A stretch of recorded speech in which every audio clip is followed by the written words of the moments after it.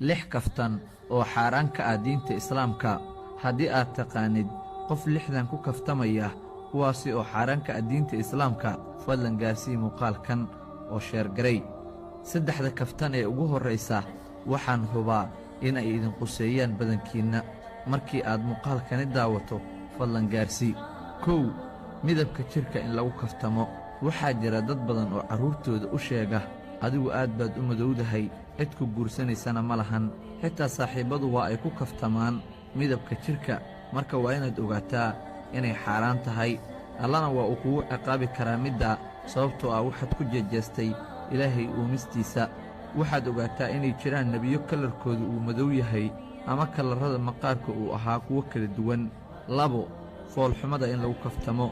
middanna waa xaaraan in la isku jeejeeso midba midka kale, sida uu alle qur-aankiisaba ku sheegay: yaa ayuha aladiina aamanuu laa yaskhar qawmun min qawmin casaa an yakuunuu khayran minhum. kuwa xaqa rumeeyow yeenaa dadka ku jeesjeesin qoomka kale, waxay u dhowdahay inay ka qayr badan yihiine. saddex, gaabnida in lagu kaftamo. dad badan ayaa ku foodeeya saaxiibbadooda ama cid kasta oo gaaban. marka jooji inaad ku kaftanto middani.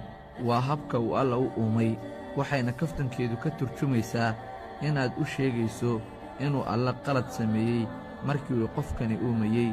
middaasina alle ayaan ka magangalnay. afar, in dhuusada lagu kaftamo. qofka marka uu dhuuso in lagu qoslo ma fiicna. waxaan maqlay in maalin saxaabada iyo nebiga oo isla fadhiya uu saxaabi dhuusay, kadibna saxaabadii ay ku qosleen.